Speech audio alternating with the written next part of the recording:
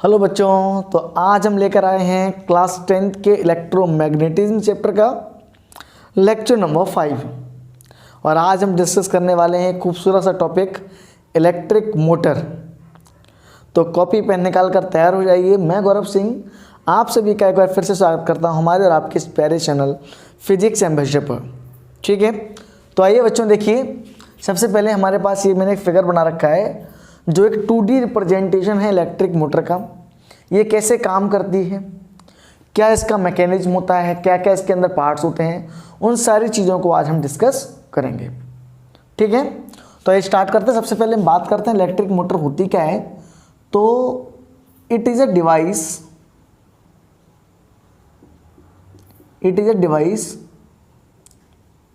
विच converts electrical energy into mechanical energy।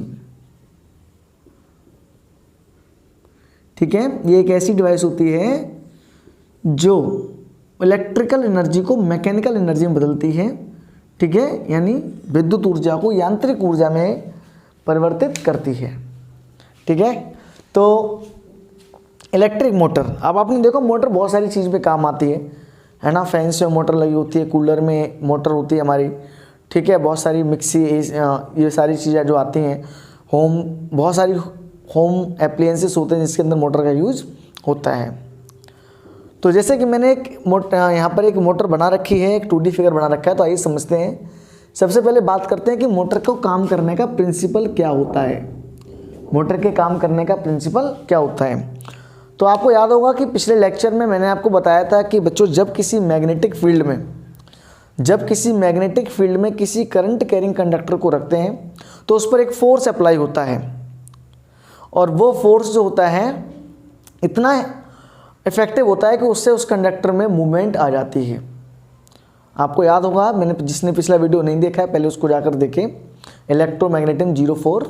उसमें आपको पता लगेगा कि भाई ये जो मैं बता रहा हूँ वो क्या बता रहा हूँ। मैंने वहाँ पर एक किक वायर एक्सपेरिमेंट भी समझाया है और फ्लेमिंग का लेफ्ट हैंड रूल बताया है।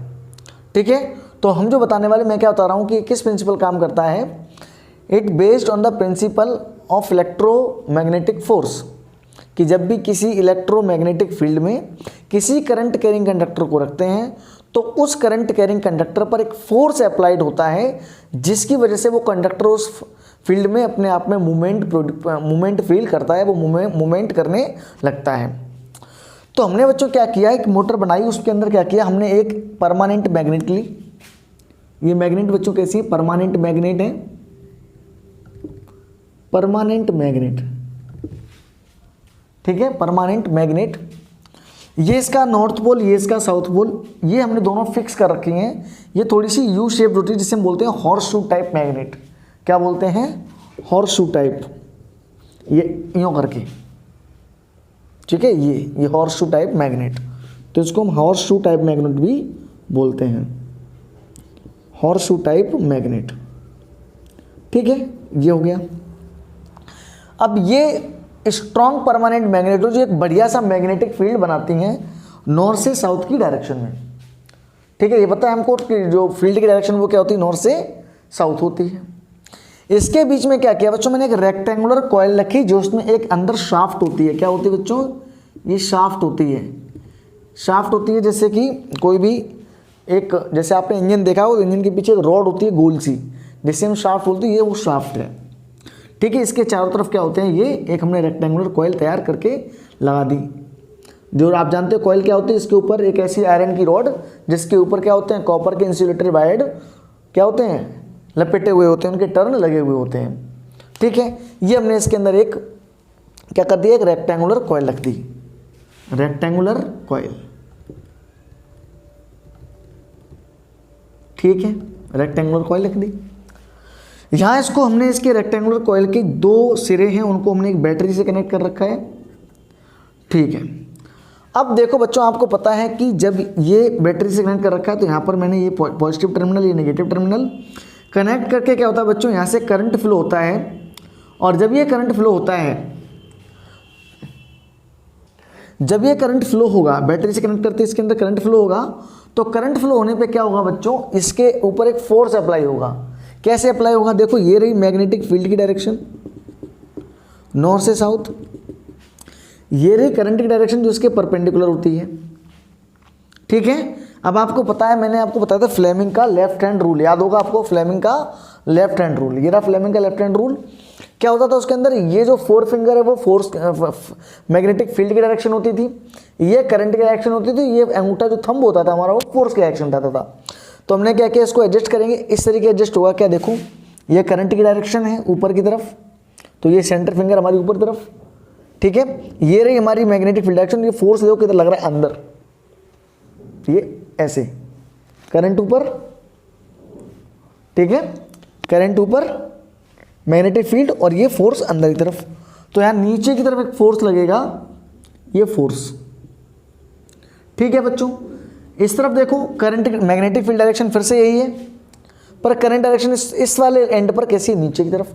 तो फोर्स यहाँ कैसा लगेगा, बाहर की तरफ, फोर्स लगेगा बच्चों ऊपर की तरफ। यानी अब मैं तुम्हें बताना क्या चाहता हूँ कि ये जो हमारे पास ये कॉइल रखी है, ये जो कॉइल रखी है इस तरीके से, इसमें इधर तो फोर्स लग रहा होगा ऐसे नीचे की तरफ, और इधर वाले एंड पे फोर्स लग रहा होगा ऊपर की तरफ। ये कॉइल है, देखो यहां से करंट ऊपर जा रहा है, इस पे फोर्स लग रहा है नीचे नीचे, और इधर से फोर्स लग रहा है ऊपर, इधर से ऊपर और इधर से नीचे। तो ये ऐसे घूमेगी, ऐसे घूमेगी, ठीक है। मान लो ये ऐसे घूम गई, घूमने के बाद जब ये ऐसी वर्टिकल कंडीशन में आ गई, कैसी कंडीशन में आ गई, ऐसी थी, ऐसी वर्टिकल कंडीशन में। बात समझ रहे हो ना आप, मैं क्या समझाना चाह रहा हूँ आपको। ये कॉइल थी हमारे पास, अब ये घूमते घूमते ऐसी आ जाएगी, अब घूमेगी, फोर्स लगेगा, ये नीचे जाएगी, ये ऊपर उठेगी, तो ये ऐसे फोर्स लगते ये ऐसी आ जाएगी। ऐसे लगते क्या होगा बच्चों, इसके अंदर करंट फ्लो होना जाएगा बंद। क्यों, क्योंकि यहाँ पर क्या होता है बच्चों, ये जो करंट है, अब होता क्या है, मान लो करंट फ्लो बंद हो जाएगा, तो अगर मान लो क्या करें अपन, ये लगा के रखते हैं इस पर कम्यूटेटर, क्या लगा के रखते हैं यहाँ पर, इस पर कम्यूटेटर लगा के रखते हैं, ठीक है। ये कम्यूटेटर क्या करते हैं बच्चों, जो शाफ्ट होती है हमारी उसके ऊपर दो वेल्डेड चीज़ें होती हैं ऐसे इंसुलेटेड। ये जो शाफ्ट है, मान लो ये बीच वाली ये शाफ्ट है, उस शाफ्ट पे ये देखो, ये वाला आधा हाथ ऐसे लगा रखा है और ये आधा इस तरफ से ऐसे। मैं बना के दिखाता हूँ आपको, इस तरीके से देखो, ये मेरा ये आधा काम जो ये हैंड है, ये इस तरफ आधी स्प्लिट है और ये आधी स्प्लिट है, और ये इस तरफ होता है कोई गैप, दोनों तरफ गैप है, आगे भी गैप है पीछे भी गैप है, मतलब इस तरीके से दो चीज़ें लगी हुई होती हैं, ठीक है। ना तो ये पीछे जुड़ी हुई है ना आगे जुड़ी हुई है, ठीक है। ऐसे दो एक रिंग लगी होती है जिसे हम कहते हैं कम्यूटेटर। क्या कहते हैं, कम्यूटेटर। कम्यूटेटर क्या काम करता है, देखो बच्चों क्या होगा, जैसे ये कॉइल घूमेगी तो इस तरीके से घूम के इस तरफ आ जाएगी, तो जब फोर्स लग जाएगा, इधर भी फोर्स लग जाएगा, तो उसको एक मोमेंटम मिल जाएगा। और आप मोमेंटम मिलेगा तो ये चीज़ क्या है, यहाँ पर आने के बाद रुक जाएगी ऐसी। भाई अगर मैं इस पर फोर्स लगा दूँ तो ये जो लगाया फोर्स, इसके आने के बाद क्या ये ऐसी रुकेगी, नहीं रुकेगी, क्योंकि इसको मोमेंटम मिल चुका है, ऐसे पहुँच चुकी। अब आप जानते हो लॉ ऑफ इनर्शिया क्या कहता है कि अगर मोमेंटम है तो मोमेंटम तो आगे ले जाएगा इसको, तो ये रुकेगी नहीं, और इसकी वजह से क्या होगा, ये कहाँ पे आ जाएगी, घूम के ऐसी ऐसी। पहले ऐसा था, ये घूमा, ऐसा हुआ, फिर ऐसे हो गया। अब ये वाली साइड किधर आ गई बच्चों, इधर। यानी पहले वाले राउंड में जो हमारी साइड थी करंट की, वो ABCD थी। AB पे फोर्स लग रहा था नीचे और CD पे फोर्स लग रहा था ऊपर। क्लियर है यहाँ तक बात। अब ये वर्टिकल पोजीशन में आ गई, मोमेंटम की वजह से क्या हुआ, ये इस तरफ चली गई, अब ऐसा हो गया फेस। अब देखो यहाँ पे क्या जाएगा, ABCD था क्या ये, अब A यहाँ पहुँच जाएगा, B यहाँ पहुँच जाएगा। मैं ऐसे लिख देता हूँ ABC, और ये D देखो यहाँ जाएगा, ऐसा जाएगा क्या, ABCD था क्या, तो B तो आ गया इधर, C आ गया इधर, A पहुंच गया इधर, और D जो ये था ये D, ये इधर आ गया D, AB, ऐसा आ जाएगा करंट। अब देखो ये कम्यूटेटर क्या करते हैं, कम्यूटेटर पे लगे होते हैं दो ब्रश। क्या लगे होते हैं बच्चों, कार्बन ब्रश, कार्बन ब्रश। इन्हें हम डिनोट करते हैं, एक को मान लिया हमने B1 और एक को मान लिया हमने इसको B2। क्या काम होता है इनका, अब देखो क्या होगा, जब करंट फ्लो होगा, अगर मान लो ये ब्रश नहीं हो या फिर ये कम्यूटेटर नहीं हो, तो आप क्या करो, डायरेक्ट इसमें करंट लगाओ, डायरेक्ट करंट लगाओगे, इधर से डायरेक्ट वायर लगाओगे इसके अंदर, तो जब ये घूमेगा तो ये दोनों एक दूसरे से ट्विस्ट हो जाएंगे, लिपट जाएंगे। सोचो ऐसे दो तार लगे हैं, जैसे ये घूमेगा ये घूम के ऐसे लिपट जाएंगे, है ना। ये दो तार लगे हैं, ये जैसे ये कॉइल है, ये कॉइल ऐसे घूमेगी, ऐसे घूमेगी, ये नीचे जाएगा, ये ऊपर आएगा, ऐसे घूमेगी और ये ऐसे ट्विस्ट हो जाएंगे तार। तो ट्विस्ट हो जाएंगे तार, टूट भी सकता है। तो उससे बचने के लिए हम यहाँ पर दो कम्यूटेटर लगाते हैं और उन पर जॉइंट करते हैं दो ब्रश। ये ब्रश क्या होते हैं बच्चों, उस पर वेल्डेड नहीं होते, ये ब्रश केवल इससे टच हुए होते हैं ताकि यहाँ से करंट जाता रहे और ये घूमता रहे। अब कैसे होता है, ये रहा कम्यूटेटर, मान लो ये कम्यूटेटर है, ये इस तरफ वाला आधा रिंग और ये आधा रिंग, जो मैंने आपको बताया ऐसे, है ना। बीच में जगह खाली होता है, गैप होता है नीचे ऊपर। अब ये यहाँ ब्रश लगा हुआ होता है इस तरफ जो ब्रश लगा है, ये ब्रश केवल इस पर ऐसे स्लाइड करता है। जैसे मान लो ये रहा मेरा कम्यूटेटर इधर वाला, यहाँ ब्रश लगा हुआ तो ये कैसे चलेगा, ऐसे। ये ब्रश फ्री होता है, इस पर केवल स्लाइड करता है, केवल कॉन्टैक्ट में रहता है, स्लाइड करता है। ये घूम के देखो चला गया इधर, ये घूम के पूरा इधर चला जाएगा। ऐसा जो ये जो कम्यूटेटर था इसके ऊपर, ये घूम के ऐसा घूम के चला गया इस तरफ, और जो दूसरा वाला पार्ट है वो घूम के कहाँ जाएगा, इधर। बात समझ आ रही है क्या, ये घूम के कैसा हो जाएगा, ऐसा। यानी ये वाला घूम के इस तरफ आ जाएगा और ये वाला घूम के इस तरफ चला जाएगा। ये एक राउंड यानी आधा रोटेशन कर लेगा। तो अब हुआ क्या, पहले करंट V1 से जा रहा था, अब ये ब्रश करंट V1 से जा रहा था किस कम्यूटेटर में, इस वाले में। इस कम्यूटेटर को मैं नाम देता हूँ, इधर वाले को मैं अगर स्प्लिट रिंग को C1 बोल दूँ, इधर वाले क्या बोल देता हूँ मैं, C2। तो पहले करंट जा रहा था V1 से होता हुआ C1, जब ये आधा घूम जाएगा तो C2 वाला इस पर टच हो जाएगा जाके। क्या होगा बच्चों, आपको समझ में नहीं आई वो बात, तो ऐसे समझ लो आप कि ये जो हमारे पास ये जो स्लिप रिंग थी, ये कम्यूटेटर जो था हमारे पास इस तरीके से, ठीक है, इस तरीके से था, पीछे भी गैप है।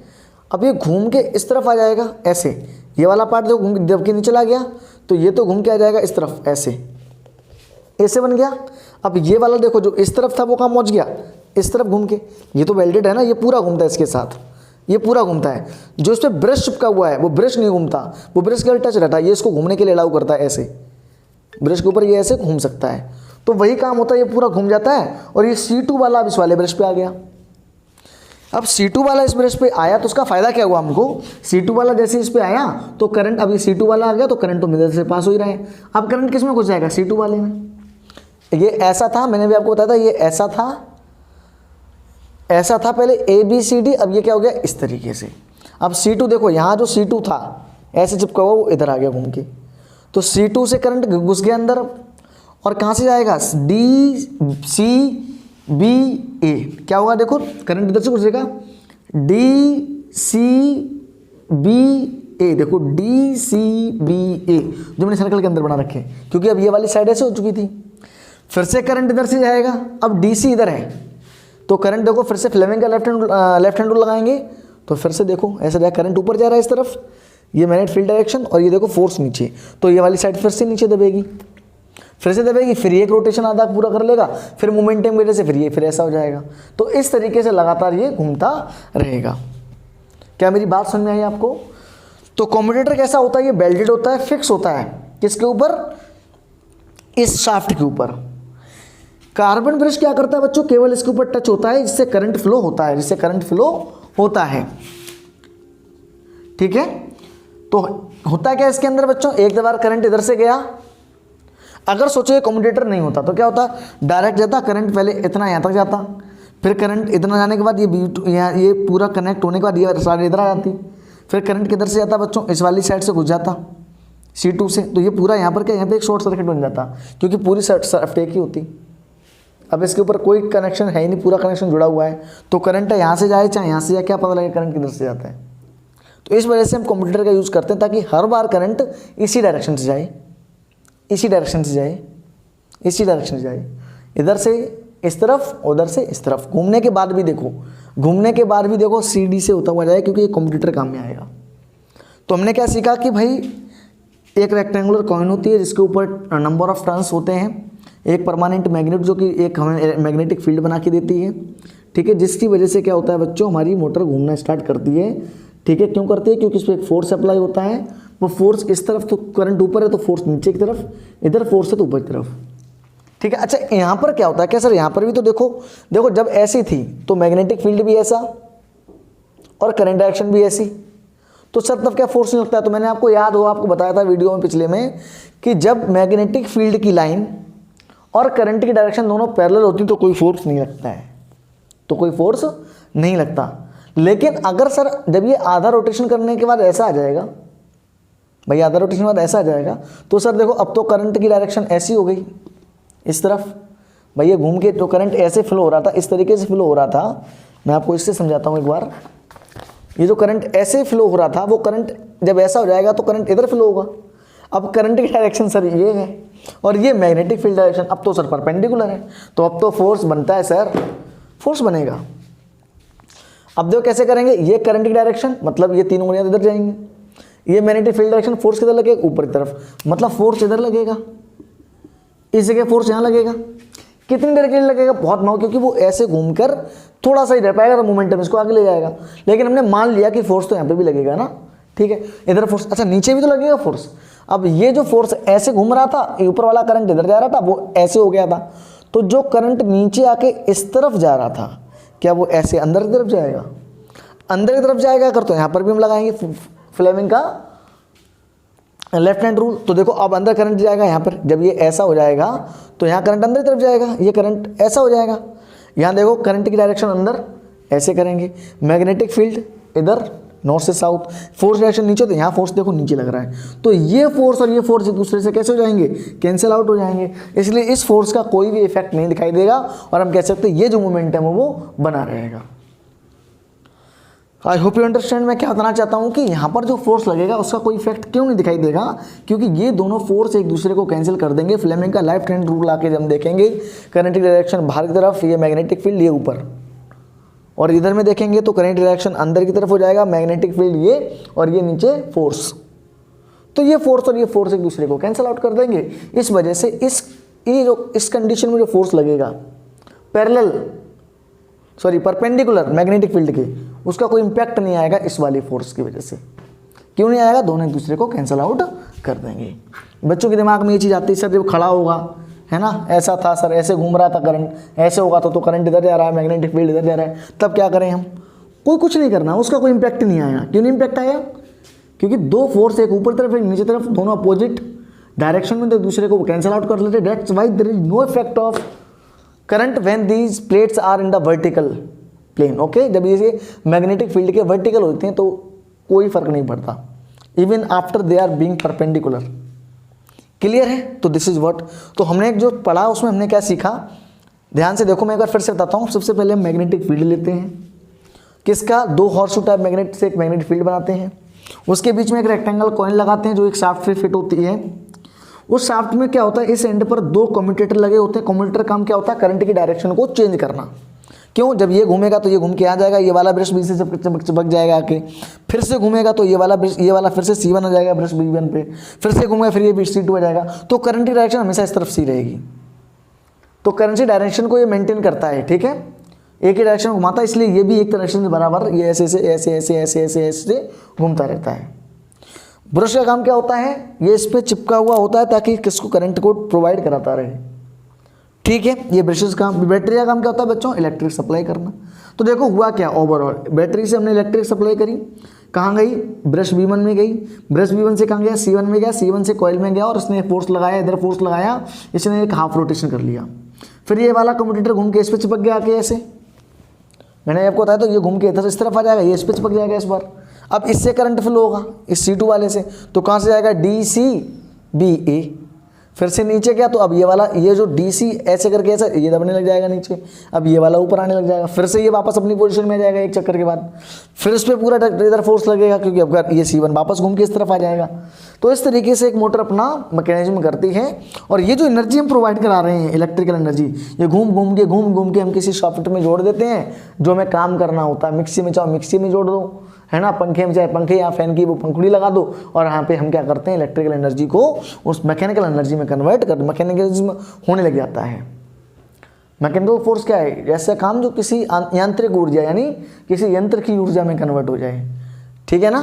तो वो मोटर की है, पंखे की है ना, मिक्सी है हमारे यहाँ होती हैं, उन सब चीज़ों में, कूलर वगैरह में काम में आती है। तो ये है मोटर जो कि काम करती है किसके मैकेनिज्म के बच्चों, किसके मैकेनिज्म काम करती है? ये करती है बच्चों की जब किसी करंट कोएडिंग कंडक्टर को किसी मैग्नेटिक फील्ड में रखते हैं तो उस मैग्नेटिक तो उस कंडक्टर पे एक फोर्स लगता है उस पर, और वो फोर्स इसको मूव करा सकता है। तो मूव करा रहा है, देखो इसको इधर, फिर घूम के आए, फिर इसको इधर। तो this is all about being motor. तो आपको इसकी थ्योरी क्या लिखनी है ना, सबसे बड़ी बात है कि सर अब इसमें आप क्वेश्चन क्या पूछा जाता है बच्चों, what is a motor, right it's principle and working. एक तो इसकी principle and construction and working, sorry. तो कंस्ट्रक्शन में हमसे पार्ट्स पूछता है, तो कंस्ट्रक्शन में लिए हम क्या कर देंगे, बता देते हैं पार्ट्स क्या क्या होते हैं इसके अंदर। एक तो हमारे अंदर परमानेंट मैग्नेट होती है, फोर्स होती है। ये क्या करता हूँ मैं, अभी आपको जब वीडियो ख़त्म होगा तो उस वीडियो के लास्ट में मैं आपको एक पेज इस वीडियो पे चिपका के दे दूंगा, जिसमें पेश करके दे दूंगा, जिसको आप पॉज करके नोट कर लेना। कोशिश करूंगा कि मैं उसको साथ के साथ इस कोने पे या पूरे स्क्रीन पे उसको एक बार चिपका दूँ, आप उसको पॉज करके नोट कर लेंगे शॉर्ट एंड स्वीट लैंग्वेज में, ठीक है। हम यहाँ पे लिखेंगे तो हमें बहुत ज़्यादा टाइम खराब होगा हमारा और आपको भी दिक्कत होगी, तो हम उसको चिपका देंगे। आप उस वीडियो को पॉज करके लास्ट में देख लेना। आपको लिखना है कंस्ट्रक्शन एंड वर्किंग। वर्किंग आपको समझ में आ गई, क्या कैसे वर्किंग करती है। पहले ABCD से करंट होता है, फिर DCBA से करंट फ्लो होता है। क्यों होता है? क्योंकि आधा मैकेनिज्म घूम जाता है। ये सारी बात आपको समझ में आ गई होगी, ठीक है। क्या होती है? एक डिवाइस होती है जो इलेक्ट्रिकल एनर्जी को मैकेनिकल एनर्जी में बदलती है। किससे डायरेक्शन पता करते हैं? फ्लेमिंग के left hand rule. So these all are thing which are telling us about motor. और ये मोटर से क्या करते हैं, इसकी जो शाफ्ट होती है इसको हम कहीं पंखे में, इसके ऊपर पंखुड़ी लगा दूँ यहाँ पर ऐसे, तो ये घूमेगी तो पंखुड़ी भी घूमेगी, पंखुड़ी घूमेगी हमें हवा मिलेगी। हवा लगे सर गर्मी बहुत है, गर्मी है तो सर क्या करें? अरे मोटर चलाइए भाई, खुद मोटर बनाइए और चलाइए, ठीक है। तो that's all about motor. I hope you understand all the things clearly, ठीक है। बाकी मिलते हैं अगली वीडियो में इलेक्ट्रोमैग्नेटिक इंडक्शन के साथ। तब तक पढ़ते रहिए, एंजॉय करिए, ऑल द वेरी बेस्ट। और अगर आपको मेरी वीडियो अच्छी लगी हो तो चैनल को सब्सक्राइब करना ना भूलें। Thank you.